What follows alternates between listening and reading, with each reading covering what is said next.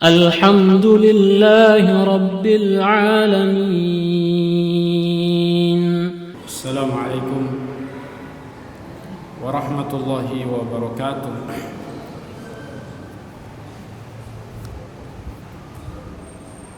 إن الحمد لله نحمده ونستعينه ونستغفره ونعوذ بالله من شرور أنفسنا ومن سيئات أعمالنا. من يهده الله فلا مضل له ومن يضلل فلا هادي له. أشهد أن لا إله إلا الله وحده لا شريك له وأشهد أن محمدا عبده ورسوله صلى الله عليه وعلى آله وصحبه وسلم تسليما كثيرا. وبعد. Segala puji hanya milik Allah. Kita panjatkan syukur kita kepada Allah, karena dialah zat yang pantas untuk disyukuri, dipuji, disanjung, ditaati, diagungkan. Dialah Allah subhanahu wa ta'ala, tempat bergantungnya manusia,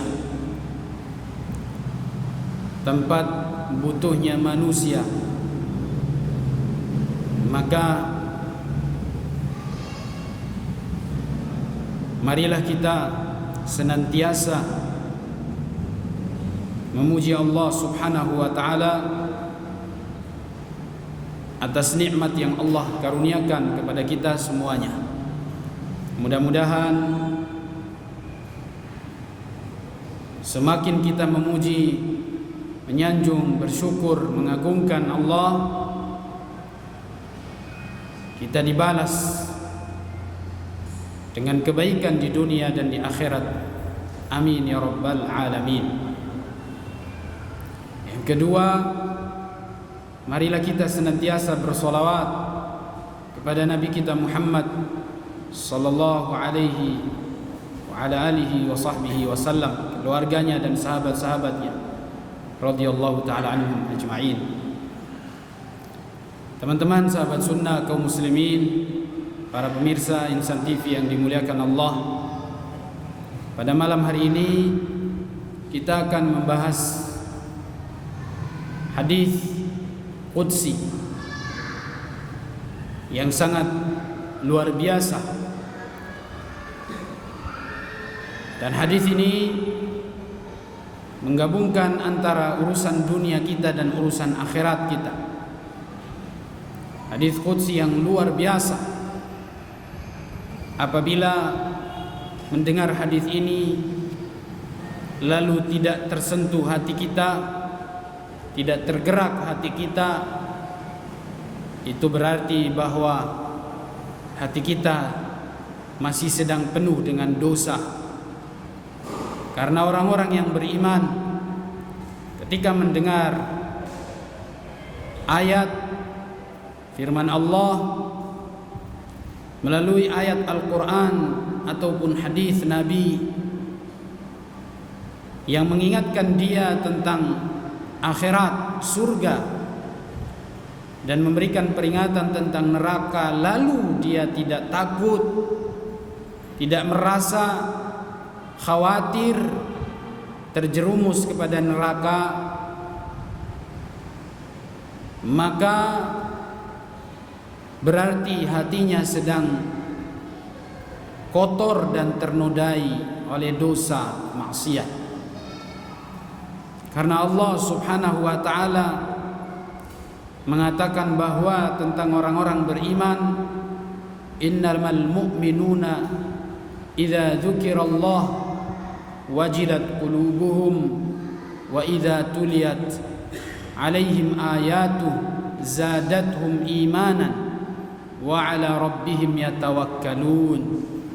Hanyalah orang-orang beriman apabila disebut nama Allah mereka menjadi takut dan hati bergetar. Ayat-ayat dibacakan, hati-hati mereka menjadi takut kepada Allah subhanahu wa ta'ala. Hati mereka tersentuh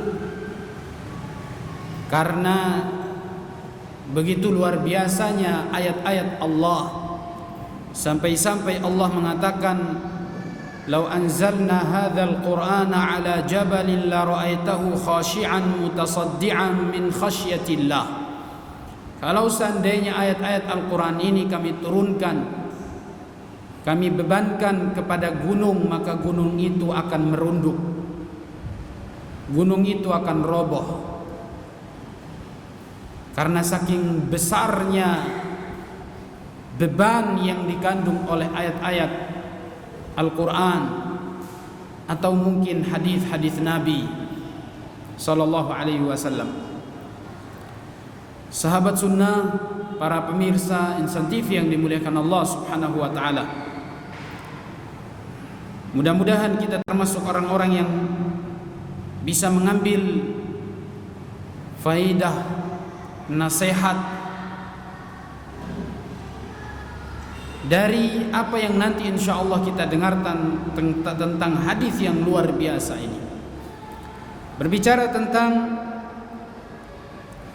urusan manusia, kebutuhan manusia kepada Allah, urusan dunia dan urusan akhiratnya. Dalam hadis qudsi dari sahabat Abu Dzar, Jundub bin Junadah radhiyallahu anhu, عن النبي صلى الله عليه وسلم فيما يروي عن الله تبارك وتعالى, dari Nabi sallallahu alaihi wasallam yang diriwayatkan dari Tuhannya Allah Subhanahu wa taala. Allah berfirman, "Ya ibadi inni haramtu adh-dhulma ala nafsi wa ja'altuhu muharraman bainakum fala tadhalamu." Aku haramkan kezaliman atas diriku, maka janganlah kalian saling menzalimi antara kalian, dan aku jadikan kezaliman itu haram di antara kalian, maka janganlah kalian saling menzalimi. Fala tadzalamu. Seorang bapa kepada anaknya, seorang suami kepada istrinya, janganlah dia berbuat zalim.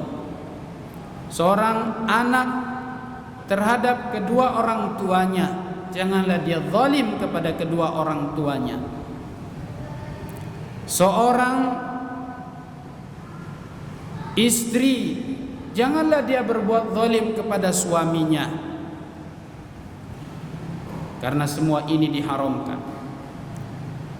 Sesama muslim, hidup bertetangga, hidup berteman, hidup satu kampung, hidup satu daerah, janganlah saling menzalimi di antara kita.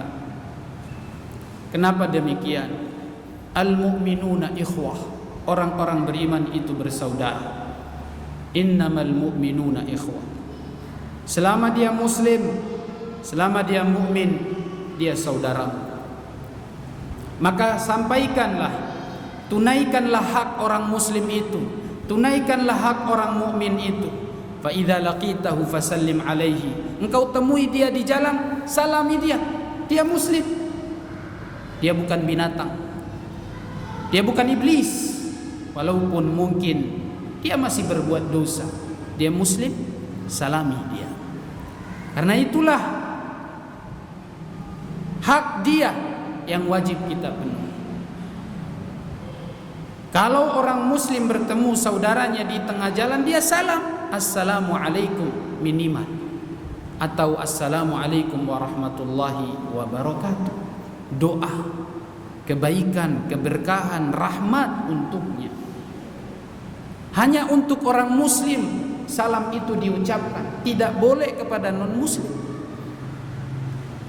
Karena kita doakan supaya diampuni, diberkahi, diselamatkan.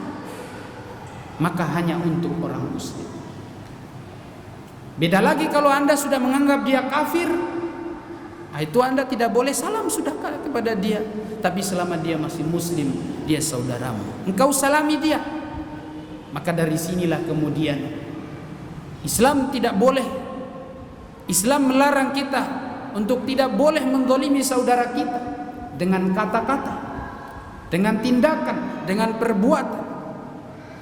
apalagi sampai membunuh dia. Haram. Haram orang mukmin itu bersaudara. Rasulullah mengatakan, wa kunu ibadallahi ikhwana. Jadilah kalian hamba-hamba Allah yang bersaudara.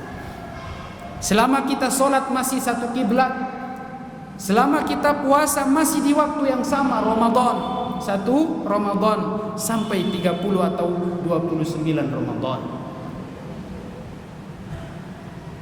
Kita haji di waktu yang sama. Ketika kita umroh, syariatnya juga sama. Ketika kita mengeluarkan zakat, kita juga sama dalam hal ini. Dia muslim. Kalau urusan dia masih berbuat dosa maksiat, tidak menghilangkan haknya untuk engkau salami dia. Jika engkau temui dia di jalan, engkau salami.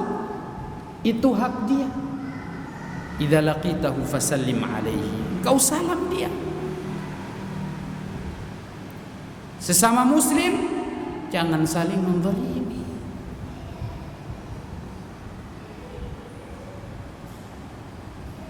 Sesama tetangga, sesama saudara, sesama sahabat, antara seorang rakyat dengan penguasanya. Seorang rakyat tidak boleh zalim kepada pemimpinnya. Tidak boleh dia mencela pemimpinnya. Tidak boleh dia menghina pemimpinnya. Tidak boleh dicaci itu pemimpinnya. Tidak boleh. Haram. Karena Rasulullah mengatakan dalam hadis riwayat Imam Tirmidzi, man ahana sultan ahanallah. Siapa yang menghina penguasa, siapa yang menghina pemimpin, maka Allah akan menghinakan dia. Sebelum di akhirat, di dunia juga sudah dihinakan kita. Apalagi kalau engkau sampai bertindak dengan tindakan yang zalim, mungkin Anda sampai memukul, apalagi sampai membunuh. Haram. Inilah sikap seorang rakyat kepada penguasanya, walaupun dia zalim, walaupun ketetapan hukumnya masih memihak kepada dia, nepotisme, zalim, itu urusan dia. Dia makan harta yang bukan hak dia, itu urusan dia. Dia zalim, dia berdosa, tanggung jawabnya dia kepada Allah Subhanahu wa taala. Tetap sikap kita menghormati pemimpin, penguasa, agar jangan sampai pemimpin kita, penguasa kita, dia murka, dia marah kepada kita, lalu kemudian dia justru bertindak dengan tindakan yang lebih parah dari hanya sekedar kebijakan yang mungkin memihak kepada dia, atau mungkin dia korupsi, ya. Masih sebatas itu, belum seperti negara-negara yang na'udzubillah rakyatnya dihabiskan, dibunuh karena kejahatan, karena kezaliman rakyatnya sendiri. Yang sebelumnya tidak ada pembunuhan, pemerkosaan, tidak ada itu. Harta tidak diambil sebelumnya, lalu kemudian karena ketidaksabaran rakyatnya terhadap penguasanya yang zalim. Saya berikan contoh ketika Al-Hajjaj bin Yusuf, seorang gubernur Bani Umayyah yang saat itu khalifahnya Abdul Malik bin Marwan di negeri Syam. Khalifahnya atau gubernurnya bernama Hajjaj bin Yusuf di kota Kufah atau Basra. Saat itu beliau jadi gubernur. Zalimnya na'udzubillah. Dia bunuh manusia ribuan nyawa. Bukan orang kafir, muslim. Dia bunuh, bahkan ulama dia bunuh, sahabat dia bunuh. Abdullah bin Zubair dibunuh sama dia nih. Ini sahabat yang dijamin masuk surga, dibunuh sama Hajjaj bin Yusuf. Ketika itu ada ulama-ulama hebat, para ulama tabi'in, termasuk diantaranya adalah Al-Imam Al-Hasan Al-Basri yang tinggal di kota Basra, sama satu daerah sama Al-Hajjaj bin Yusuf. Ketika datang masyarakat umat kepada Al-Hasan Al-Basri, lapor kepada beliau dan pengen menanyakan apa yang harus kita lakukan. Seharusnya kita berontak kepada Hajjaj karena dia sudah terlalu zalim. Bukan cuman harta yang dirampas, manusia dibunuh, muslim, mukmin, ulama dibunuh. Sa'id bin Jubair, muridnya Abdullah bin Abbas, seorang ulama tafsir, ahli hadis, dibunuh sama Hajjaj bin Yusuf. Umatnya, jamaahnya Al-Hasan Al-Basri yang tidak sabar, mereka minta dari Al-Hasan Al-Basri untuk mengeluarkan fatwa bolehnya memberontak kepada Hajjaj. Hajjaj ini masih sholat, ya, masih muslim nih, walaupun dia zalim, tapi dia muslim.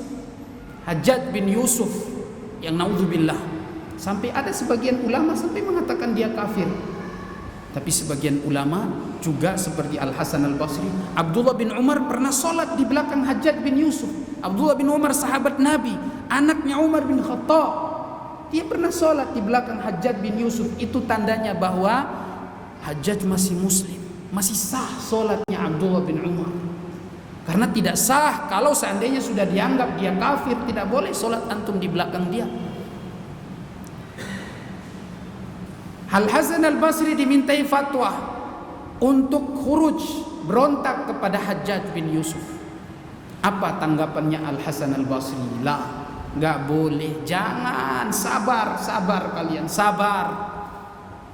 Ya. Maka hari ini kita masih belum ada apa-apanya nih, belum ada kezaliman yang parah dari penguasa, pemimpin kita.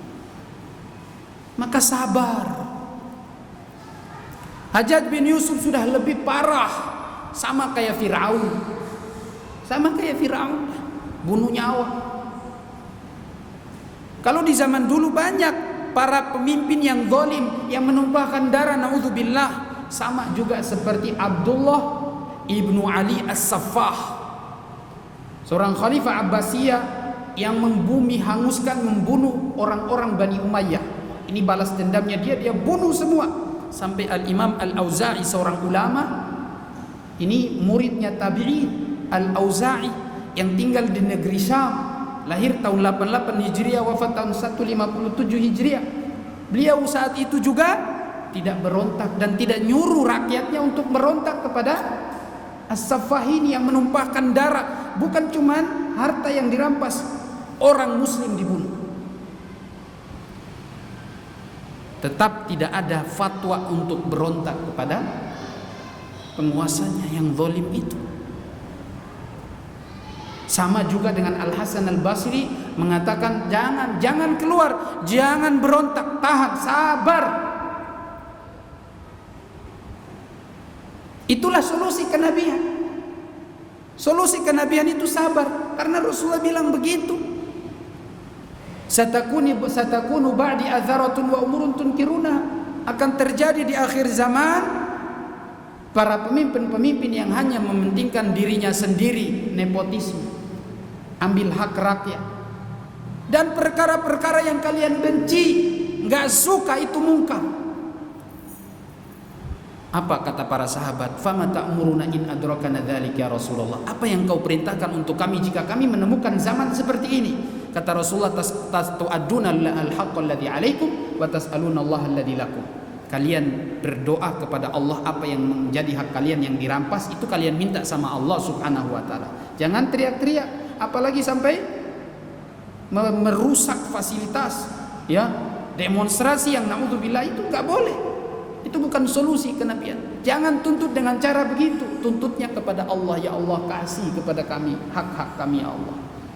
Minta sama Allah Subhanahu wa taala, bukan pemimpinnya yang disalahkan. Walaupun dia zalim, walaupun dia salah. Ini yang bilang Rasulullah, hadis riwayat Bukhari Muslim, sahih.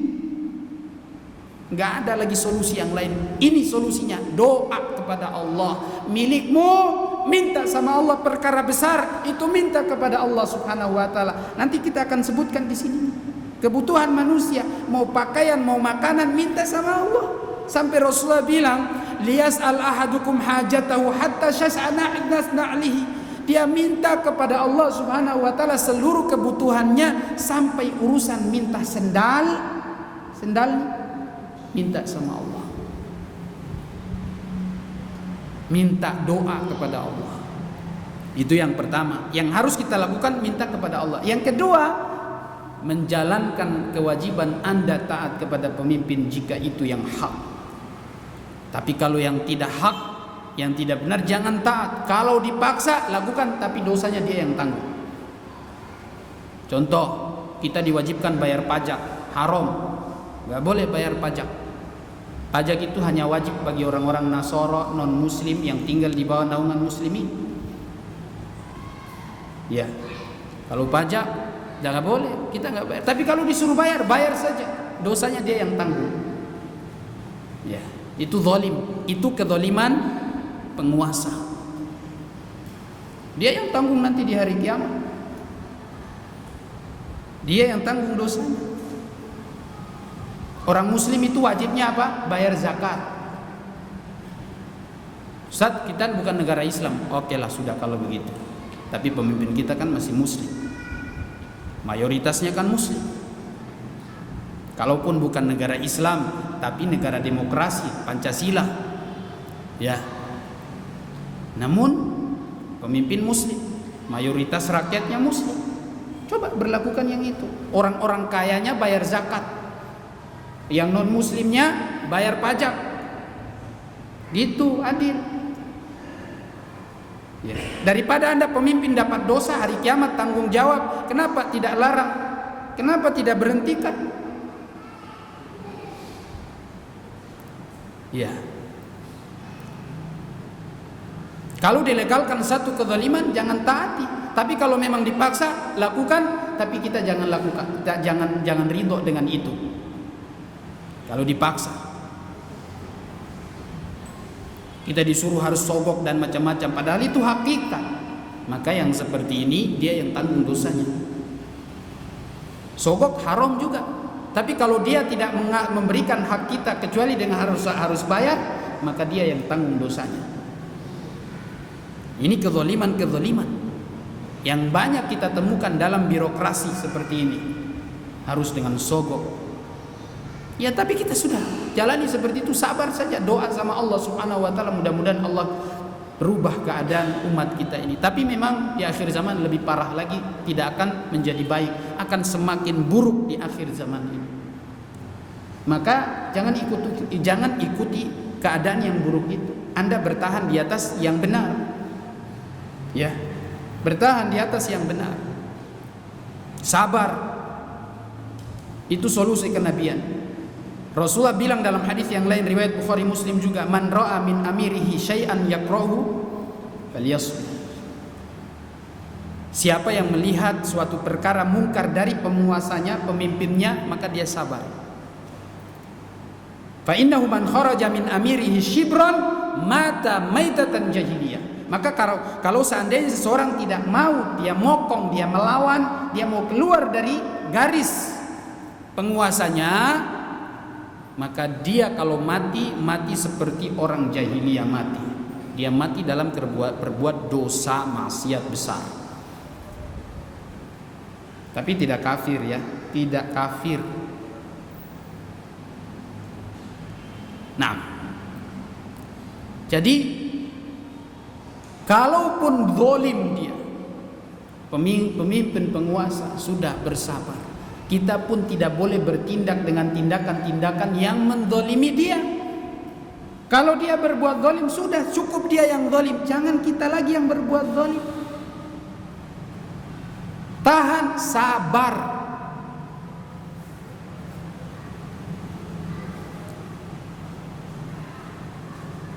Cuman itu caranya. Kalau mau ngasih aspirasi, pakai nasihat, jalan nasihat yang terbaik, bukan dengan demonstrasi. Ustaz, negara kita membolehkan demonstrasi. Iya, kalau kita bicara aturan negara, emang demonstrasi dibolehkan. Tapi secara hukum Islam, demonstrasi nggak boleh. Mendemo penguasa nggak boleh.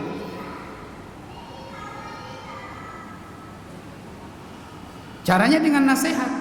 Rasulullah mengatakan, kalimat afdalul jihadi kalimatu haqqin inda sultanin jair. Jihad yang paling afdal adalah satu kata yang baik, satu kata yang hak engkau sampaikan di hadapan penguasa yang zalim, bukan teriak-teriak. Ini yang dipraktekkan oleh Imam Al-Auza'i di depan hadapan Abdullah ibnu Ali As-Saffah itu. di depan penguasa yang haus darah tadi itu. Al-Imam Al-Auza'i ketika dipanggil oleh penguasa pembunuh besar ini, dia datang lalu ditanyakan kepadanya, apa pendapat engkau tentang orang-orang yang sudah kami bunuh ini? Ditanyakan kepada Al-Imam Al-Auza'i. Abu Amr Abdurrahman ibnu Amr ibnu Muhammad Al-Auza'i Asy-Syami. Ditanyakan kepada beliau, apa pendapat anda? Kalau anda takut, mungkin anda jawab, oh karena mereka memang zalim, wajar kamu bunuh saja mereka. Mereka itu memang manusia-manusia yang layak, yang pantas untuk dibunuh. Kalau kamu takut. Tapi Imam Al-Auza'i justru menjawab jawaban yang dapat ilham dari Allah Subhanahu wa taala. Jawaban yang luar biasa. Dia bilang apa? La yahillu damu mri'in muslim illa bi ihda thalath. Tidak halal darah seorang muslim kecuali dengan 3 atau salah satu dari 3 sebab. Satu, at-thayyibuz zani. Seorang muslim laki perempuan yang berzina padahal dia sudah pernah menikah. Ya, janda atau duda. Berzina dirajam. Itu hukuman yang hak dalam Islam, boleh dibunuh. Tapi yang bunuh penguasa, yang menerapkan aturan itu adalah penguasa, bukan kita, bukan masing-masing orang. 2, an-nafsu bin nafs. Kalau dia membunuh seseorang, maka anda berhak sebagai seorang penguasa menerapkan hukum qisas, ya, an-nafsu bin nafs. 3, at-tariku lidini al-mufariq lil jamaah, yang murtad. Penguasa kalau melihat ada seorang muslim murtad dalam hukum Islam, tangkap dia, bunuh. Itu hukum Islam. Kalau ada yang murtad, tangkap dia, bunuh. Tapi bukan semua orang, penguasa. Minta dulu dia tobat, mau tobat tidak? Enggak mau tobat, bunuh.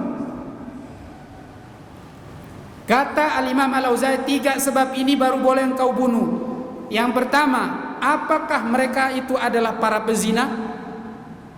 Bukan, maka tidak boleh kau bunuh. 2, apakah mereka itu adalah orang yang membunuh manusia sesama muslim?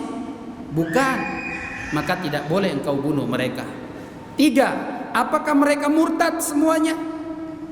Tidak, maka tidak boleh kau bunuh mereka semua ini. 3 sebab ini tidak ada pada mereka, maka engkau tidak berhak membunuh mereka. Maka si pembunuh ini, si penguasa yang haus darah ini langsung turun dari singgasananya, dia mendekati lebih dekat lagi kepada Al-Imam Al-Auza'i. Maka Al-Imam Al-Auza'i justru mendekat, dia langsung buka. Pada saat dia datang di istana itu, dia sudah menggunakan pakaian baju kafan, sudah pakai pakaian kafan, sudah siap mau mati. Dia nggak takut, ya. Dia sudah siap pakai pakaian putih. Lalu dia bilang, tebas, ini leher saya, silakan. Maka penguasa ini, pemimpin ini, dia bilang, sebentar. Apa menurut kau? Dia tanya pertanyaan yang kedua. Apa menurut engkau, wahai imam, tentang harta-harta yang kami ambil ini, yang kami rampas dari mereka? Menurut engkau bagaimana? Oh, jawaban dia, kata dia, kalau harta itu adalah harta yang memang halal milik mereka, itu memang hak mereka, maka bagimu haram. Engkau tidak berhak mengambil harta mereka kalau harta mereka itu halal. Tapi kalau harta-harta yang mereka miliki itulah adalah juga harta haram, maka bagimu lebih haram lagi. Kalau halal saja haram, apalagi di tangan mereka itu haram, lebih haram lagi. Dengan jawaban itu langsung si Safak ini langsung gemetar, ya, langsung dia suruh Imam Al-Auza'i keluar. Ayo pulang, ya, pulang. Orang-orang pada heran, ya Imam, apa yang sudah engkau katakan kepada dia, kok bisa engkau selamat? Padahal orang kalau berlawanan dengan dia nggak ada yang selamat, pasti dia bunuh. Kata dia, saya cuma menyampaikan nasihat dari Rasul Sallallahu Alaihi Wasallam. Ini adalah agama kita seperti ini. Saya tidak takut sama siapapun. Saya hanya melihat dia seperti manusia biasa, tidak ada yang lain, takut hanya kepada Allah. Itu luar biasa. Ketika Al-Imam Al-Auza'i meninggal tahun 157, si pemimpin yang jahat ini, dia datang bertakziah. Ketika dikubur dia mengatakan, ketika orang sudah pergi dia mengatakan, dan ini dicatat dalam sejarah, dalam perjalanan hidupnya, kata dia, demi Allah, ketika itu engkau datang kepada saya tidak pernah takut kepada siapapun melebihi saya takut kepada engkau pada saat engkau datang kepada saya saat itu. Pada saat yang saya panggil itu tidak ada rasa takut kepada siapapun kecuali pada engkau saat itu. Saya sangat segan, takut, padahal dia biasa saja. Itulah, ternyata ini sudah berjalan lama ya, baru Imam Al-Auza'i meninggal. Ketika dia ditanya, Imam Al-Auza'i kan bilang, saya cuma takut kepada Allah, tidak kepada siapa-siapa. Kalau memang itu ajal saya akan mati. Maka ini efeknya, ternyata rahasia itulah baru terjawab pada saat Al-Imam Al-Auza'i meninggal, bahwa benar ada efeknya. Si penguasa jahat ini sampai mengatakan, saya melihat ketika engkau datang kepada saya itu seakan-akan singa yang sedang datang menerkam saya. Seakan-akan singa. Itu luar biasa. Haibahnya, harismatiknya Al-Imam Al-Auza'i. Berani. Dan beliau sampaikan, itulah nasihat yang benar. Kalau ingin menyampaikan nasihat, sampaikan. Gak boleh di depan umum pakai menyampaikan aspirasi. Walaupun hukum negara kita membolehkan, tapi secara hukum Islam gak boleh. Jika Anda mau ikuti aturan negara kita, Anda silakan deh. Tapi kalau secara hukum Islam itu tetap tidak boleh. Ya. Kayak seperti hukum-hukum yang lain. Di negara kita dilegalkan, tetap secara hukum Islam tidak boleh. Ya, misalnya dilegalkan bank-bank ribawi misalnya. Apa hukum Islam nyerah bilang oh boleh karena negara menghalalkan atau membolehkan? Ya. Tidak boleh. Secara hukum Islam ya selamanya sampai hari kiamat haram. Maka kezaliman rakyat kepada pemimpin ini juga harus ditahan. Pemimpin zalim kepada rakyat juga tidak boleh, apalagi sampai membunuh. Darah seorang muslim itu mahal harganya. Ya, mahal harganya, kata Rasul sallallahu alaihi wasallam tentang darah orang muslim itu, la zawalud dunya ahwanu 'ala Allah min qatli rajulin muslim. Hadis riwayat Imam Nasa'i, Imam Al-Baihaqi dan imam-imam yang lain. Sungguh dunia ini hancur, lebih baik hancur sudah semua. Gak ada faedahnya ini dunia kalau engkau membunuh nyawa seorang muslim. Jika dia muslim maka haram kau bunuh dia. Jangankan nyawanya, darahnya saja engkau tumpahkan haram. Engkau pukul dia sampai berdarah, haram. Rasulullah bilang apa? Inna dima'akum wa amwalakum wa a'radakum haramun alaikum fi yaumikum hadha, fi baladikum hadha, fi syahrikum hadha. Darah kalian, harta kalian, kehormatan kalian itu haram di antara kalian, gak boleh diambil. Sama seperti hari ini, ketika itu Rasulullah sedang khutbah wada di hari haji. Seperti di tanah haram, seperti di bulan haram, seperti di hari ini, hari Idul Adha. Ya. Maka tidak boleh kita tumpahkan darah seorang muslim. Harus dijaga, dan azabnya besar. Azabnya besar. Rasulullah bilang dalam hadis riwayat Imam Tirmizi, asallahu an yaghfir an kullu dhanbin, asallahu an yaghfirahu. Setiap dosa Allah bisa mengampuni seseorang dengan dosa itu. Illa man mata musyrikan, kecuali orang mati dalam keadaan musyrik, au rajulun qatala musliman, atau seseorang membunuh seorang muslim. Itu yang susah, itu yang sulit dimaafkan. Dalam ayat surat An-Nisa ayat 93 Allah bilang tegas adabnya ada 4 di dalam ayat itu. Wa man yaqtulu mu'minan muta'ammidan fajaza'uhu jahannam khalidan fiha. 1. Siapa yang membunuh seorang muslim dengan sengaja, seorang mukmin dengan sengaja, maka baginya azab jahannam, dia kekal di dalamnya. 2. Wa ghadiballahu alaihi, Allah murka padanya. Wa la'anahu, dilaknat, dikutuk, dicabut rahmatnya darinya. Wa a'adda lahu 'adzaban 'azima, dan Allah siapkan baginya azab yang besar. Ada 4. Maka tidak main-main. Maka jangan coba-coba kita dikit-dikit, ya, nyawa tuh kayak murah sekali. Mencuri ayam dibunuh, haram, nggak boleh, ya. Kasihan, ya, diamuk masa. Bahkan di sini kebiasaan di Ternate nih, orang kecelakaan tidak dibantu malah ditambah pukul. Dapat dari mana itu kayak gitu? Orang dapat musibah kan dibantu. Mau dia itu kurang ajar, ya kasihan lah. Daripada Anda dapat dosa, dapat pahala, Anda bantu. Ya. Kezaliman haram. Ya. Sampai seorang muslim tidak boleh zalim kepada orang kafir. Non muslim nggak boleh diambil hartanya. Antum hidup bertetangga, gara-gara dia non muslim antum ambil hartanya, Anda bilang oh halal, nggak boleh. Jangankan ambil hartanya, ganggu tuh tidak boleh. Ya. Tidak beriman orang yang tidak memuliakan tetangganya, walaupun dia non muslim. Itulah Islam. Inilah toleransi. Inilah toleransi yang benar, bukan kayak sekarang.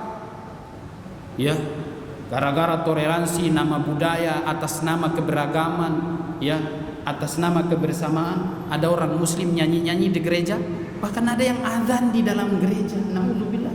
Ada salib di belakang, dia azan. Itu bukan nama budaya. Ini kesyirikan, kekufuran. Sudahlah. Kalau masalah ketuhanan, ketauhidan sudah selesai dari dulu. Rasulullah kan juga dulu pernah hidup sama orang Yahudi dan Nasara. Tidak pernah ada Rasulullah datang sama orang Yahudi atau Nasara lalu mengucapkan selamat hari Natal atau selamat hari raya mereka. Enggak ada. Kalau orang Yahudi kan mengatakan Uzair ibnullah, Uzair itu anak Tuhan. Kalau orang Nasara bilang Isa ibnullah, Isa anak Tuhan. Sama tuh agama mereka. Rasulullah tidak pernah memuji atau menyanjung, gak ada. Karena diutusnya Rasulullah oleh Allah Subhanahu wa taala untuk menjelaskan kepada manusia, kepada mereka Yahudi dan Nasara bahwa agama mereka itu salah. Apa faedahnya kalau Rasulullah diutus oleh Allah Subhanahu wa taala? Tujuannya untuk memperbaiki agama Yahudi Nasara yang menuhankan manusia itu tujuannya. Selain orang-orang kafir musyrikin, Yahudi dan Nasara juga tujuan dakwanya Rasulullah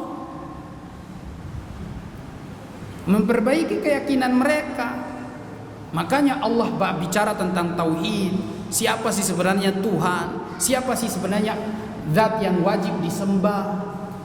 Bicara tentang tauhid banyak dalam Al-Quran, dalam hadis. Itu tujuannya. Kalau Anda hari ini masih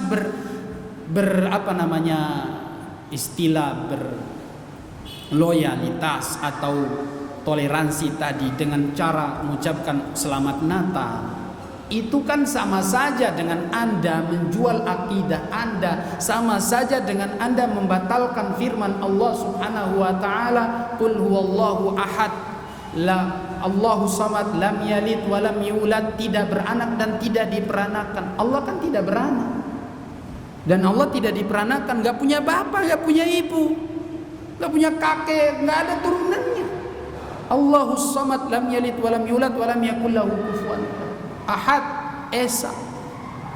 Allah nggak punya anak, lalu dibilang Isa anak Allah. Isa anak Allah. Benar, Nabi Isa itu Allah ciptakan tanpa bapa, tapi melalui rahim manusia, seorang ibu, atas kuasa Allah. Jangankan Nabi Isa, Adam alaihissalam tanpa bapa, tanpa ibu, Allah ciptakan. Seharusnya yang lebih hak, yang mendapatkan ketuhanan yang lebih hebat itu Nabi Adam, karena dia tidak punya bapa, tidak punya ibu. Allah ciptakan, tiupkan ruh kepadanya. Allah tiupkan ruh kepada Nabi Adam, sama juga dengan yang kepada Nabi Isa, sama juga dengan kepada kita manusia. Ditiupkan ruh semuanya. Itu bukan ruhnya Allah, itu ruh yang Allah ciptakan, diberikan kepada manusia-manusia ini. Ya, ini nasihat kepada mereka-mereka yang masih sampai saat ini masih membolehkan mengucapkan selamat Natal, selamat hari Natal. Itu sama dengan Anda membatalkan ayat-ayat Al-Quran dan membatalkan akidah Anda. Sebabnya karena satu, imma jahil. Kalau bukan dia jahil, dia bodoh terhadap agama, tauhid yang benar gak tahu. Atau memang dia tahu, tapi gara-gara terlalu kebablasan, terlalu songong, ya, terlalu mengidolakan budaya barat, liberal masuk, akhirnya apa? Ikut-ikutan. Ya, sampai hari ini ada juga tokoh-tokoh yang dibilang ustadz kah, kiai kah, ya, ada Gus lah. Mohon maaf, ada juga yang seperti itu sampai sekarang, atas nama budaya katanya. Gak bisa diterima. Islam sudah jelas dari dulu konsepnya. Selesai sudah, Nabi Isa adalah seorang nabi. Kita mengakui bahwa dia datang hadir sebagai nabi, bukan sebagai anak Tuhan atau Tuhan.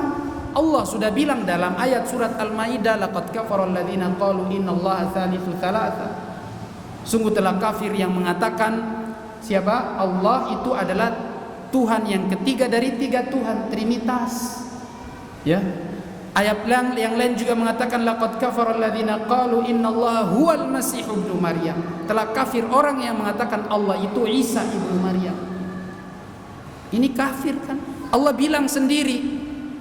Lalu hari ini Anda mengatakan selamat hari Natal, itu artinya Anda mengatakan selamat atas lahirnya anak Tuhan, atau selamat atas lahirnya Tuhan.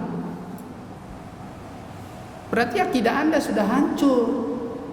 Ya, maka di sini tidak ada toleransi, di sini nggak ada. Allah sudah bilang lakum dinukum waliyadin, bagi kalian agama kalian, bagi kami agama kami. Kami tidak ganggu kok. Nggak usah khawatir, Islam yang benar itu menghormati. Jangankan sampai membom, menzalimi sedikit saja, ngambil hartanya, mengganggu saja, itu tidak boleh. Islam mengatur hidup bertetangga. Ya.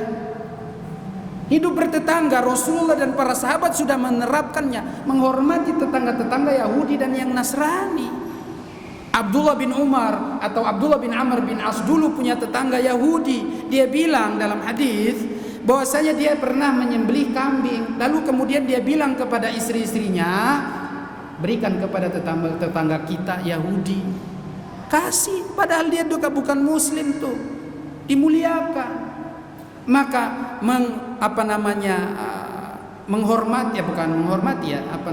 bertoleransi itu adalah tidak mengganggu apa yang mereka lakukan. Sudah, kalian ibadah, itu ibadah kalian. Maka kita orang muslim kalau belajar Islam yang benar, kita tidak akan mungkin mengganggu orang non muslim. Kalau dia sudah dijaga di bawah naungan orang muslim, maka dia haram dibunuh.